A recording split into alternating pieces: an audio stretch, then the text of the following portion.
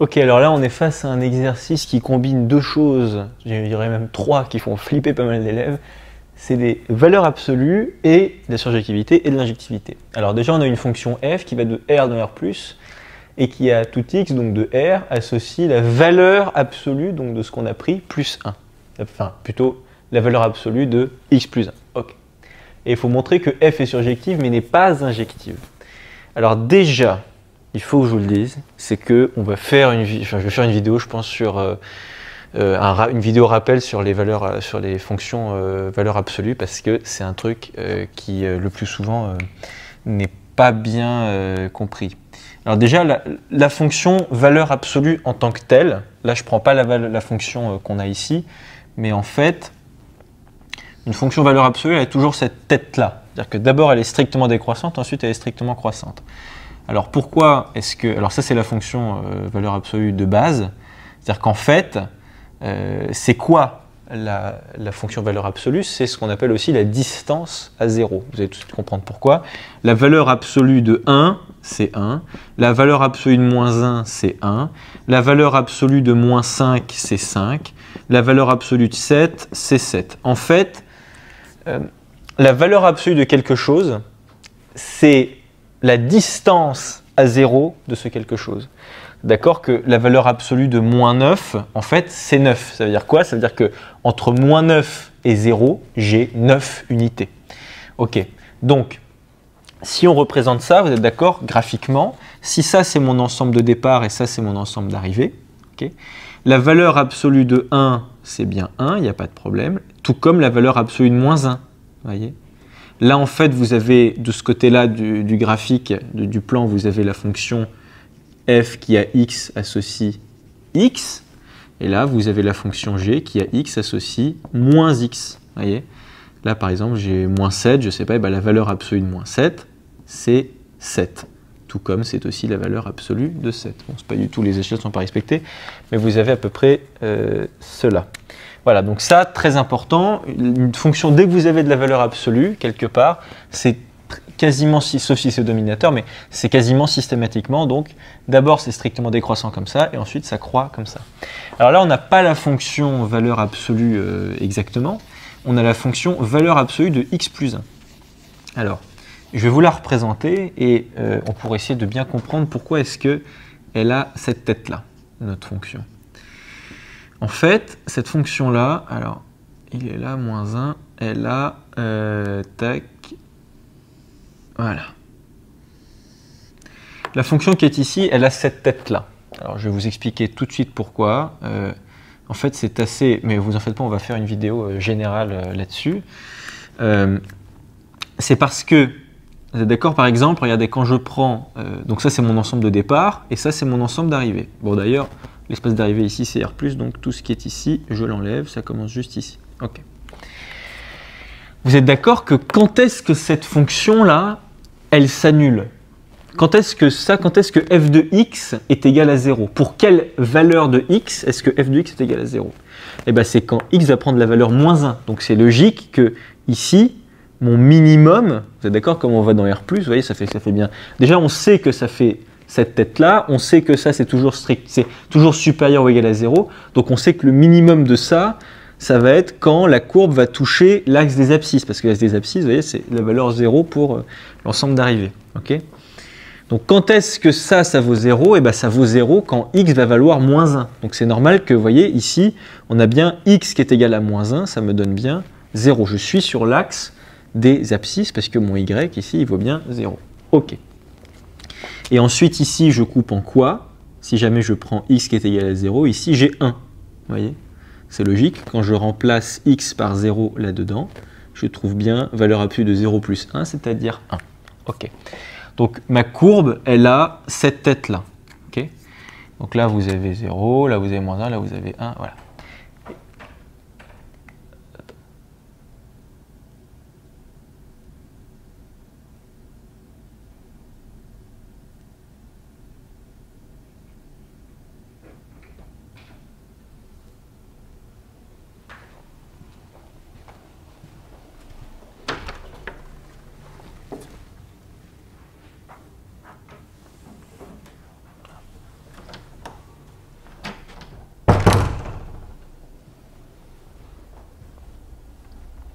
Donc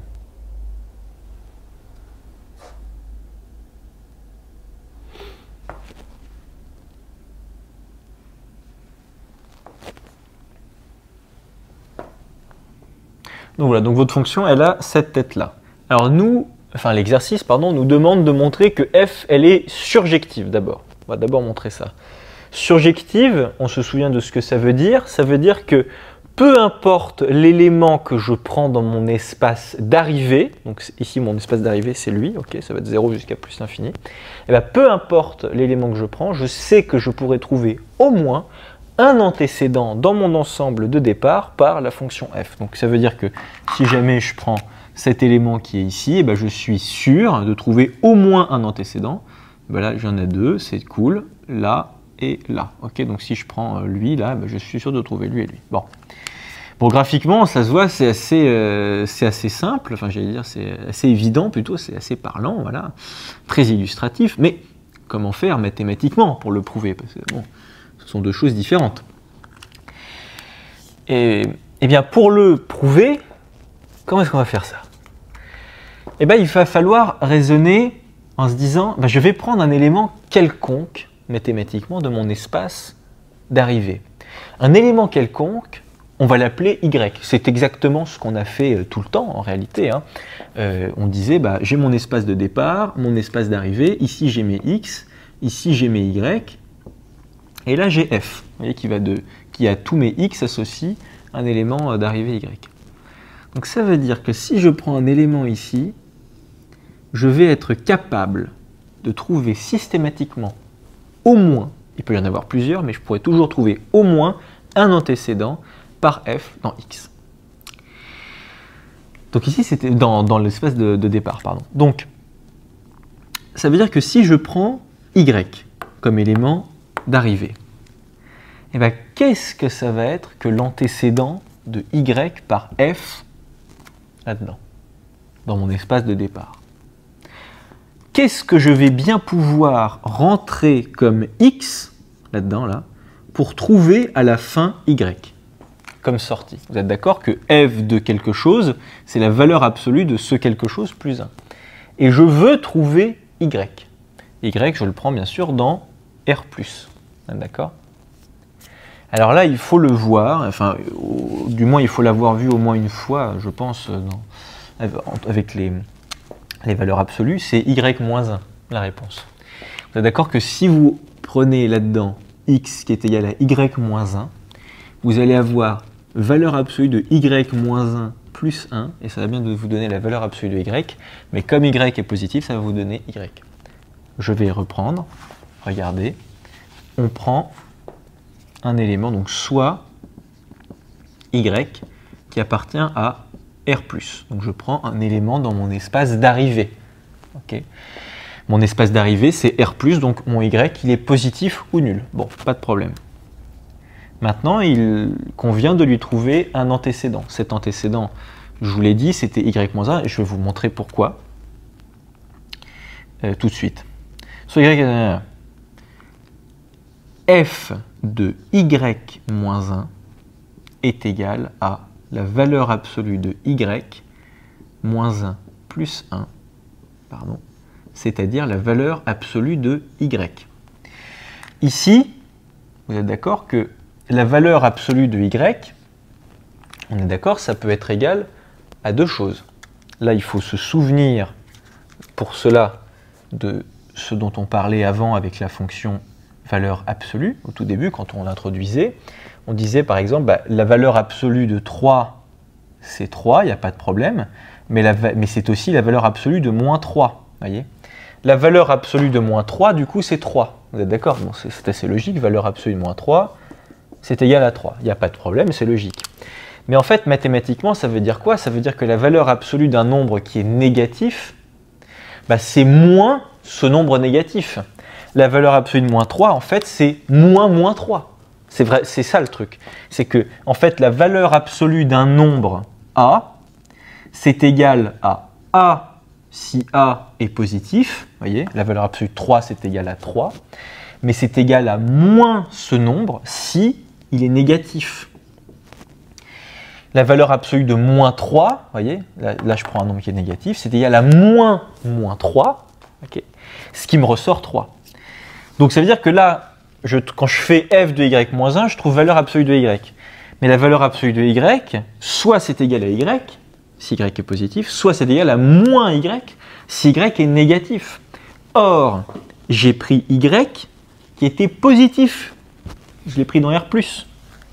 Donc je peux dire que ça, c'est égal à y, car, très important de justifier ça, car y est supérieur ou égal à 0. Ok? Donc ça, très important de bien l'avoir en tête, ces propriétés de la fonction valeur absolue. Donc vous avez ça. Ça veut dire, là, ce qu'on vient de trouver, enfin, ce qu'on vient de montrer plutôt, c'est que quand on prend un élément quelconque dans notre ensemble d'arrivées, eh ben, je peux toujours trouver un antécédent. Cet antécédent, ce sera toujours y moins 1. Il y en a peut-être un autre, je ne sais pas, mais en tout cas, lui, ça fonctionne. Il n'y a pas de problème. Donc ça veut dire que pour tout élément, et ça fonctionne pourquoi? Parce que quand je fais f de y moins 1, je trouve bien ça. D'accord. Je trouve à l'arrivée, eh ben, quand je fais f de cet élément de départ, je trouve bien ça. Donc quand je prends y là-dedans, je sais que mon antécédent par f, ça va être y moins 1, l'un de mes antécédents. Ok? Donc ça veut dire que pour tout y qui appartient à R+, il existe, non, écrivez-le, enfin là ça ne serait pas bien vu parce que je mélange des symboles mathématiques avec du français, mais il existe un antécédent par f dans R+, dans R, pardon, du coup, on part de R. Un antécédent par f dans R qui est y moins 1. Donc vous savez, donc là c'est très important, peu importe l'élément que je prends dans mon ensemble d'arrivées, R+, eh ben, il existe au moins un antécédent par f dans mon ensemble de départ, et cet élément-là, c'est y moins 1. C'est-à-dire que si jamais, par exemple, vous voyez, si je prends 1, vous voyez, ici, eh ben, je sais que mon antécédent, vous voyez, bah, c'est extrêmement simple, je remplace, vous voyez, enfin, je prends plutôt 1 moins 1, c'est-à-dire 0. Et effectivement, quand je fais f de 0, je trouve bien 1. Il n'y a pas de problème. Donc voilà, donc ça c'était pour la partie de la surjectivité. Et maintenant, on va passer à la non-injectivité. Voilà. Ok, alors maintenant, on va passer à la non-injectivité de cette fonction. Alors ça se voit assez bien sur le graphique. Alors on va rappeler déjà la logique de ce que c'est pour une fonction d'être injective. Une fonction, elle est dite injective si et seulement si, eh ben, quand je prends un élément dans mon espace d'arrivée, eh ben, je sais qu'il a au plus un antécédent par ma fonction dans mon ensemble de départ. Donc je prends un élément dans mon ensemble d'arrivée, ok. Je peux prendre n'importe lequel, et ben, si j'en prends un, n'importe lequel, donc c'est vrai que ça veut dire que pour tout élément que je prends dans mon espace d'arrivée, il existe au maximum un antécédent par f dans mon ensemble de départ. Bon. Là, ça se voit tout de suite que c'est pas du tout injectif, parce qu'en gros, si jamais je prends lui, cet élément-là, c'est d'accord que lui, il a deux antécédents par f dans mon ensemble de départ. Voilà. Bon. Donc il suffit, exactement comme pour toute preuve de non-injectivité ou de non-surjectivité, c'est quasiment tout le temps la même chose, c'est trouver un contre-exemple. Trouver un contre-exemple. Et ben là, je vous propose un truc assez simple, le plus simple, je pense qu'on peut prendre, bah, c'est là. Quand on prend 1, vous voyez, là, 1, vous êtes d'accord qu'il a deux antécédents. Il va avoir lui, là, on va voir qui c'est, et 0. Déjà, vous êtes d'accord qu'il a comme antécédent 0, 1, puisque si quand vous faites f de 0, pardon, ça vous sort la valeur absolue de 1, c'est-à-dire 1. Donc vous dites f de 0, oula, c'est très mal écrit. Quand vous faites f de 0, ça vous donne 1, puisque c'est la valeur absolue de 0 plus 1, ça vous donne 1. Et il se trouve, bah, qu'est-ce qui peut aussi vous ressortir 1 avec la valeur absolue? C'est du coup la valeur absolue de moins 1. Et comment vous obtenez la valeur absolue de moins 1? C'est en prenant moins 2.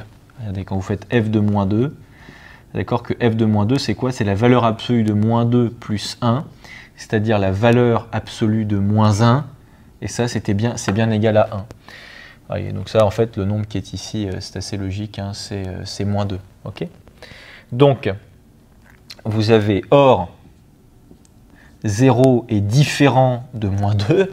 Ça paraît trivial dit comme ça, mais c'est la justification, elle est là. Genre, vous avez une égalité entre f de 0 et f de moins 2, et pourtant, 0 n'est pas égal à 2. Délire. Donc, ça veut dire, donc f non injective. Vous pouvez dire car 1 a 2 antécédents, voilà, par f dans R. Ok, l'ensemble dans R parce que c'est l'ensemble de départ de f.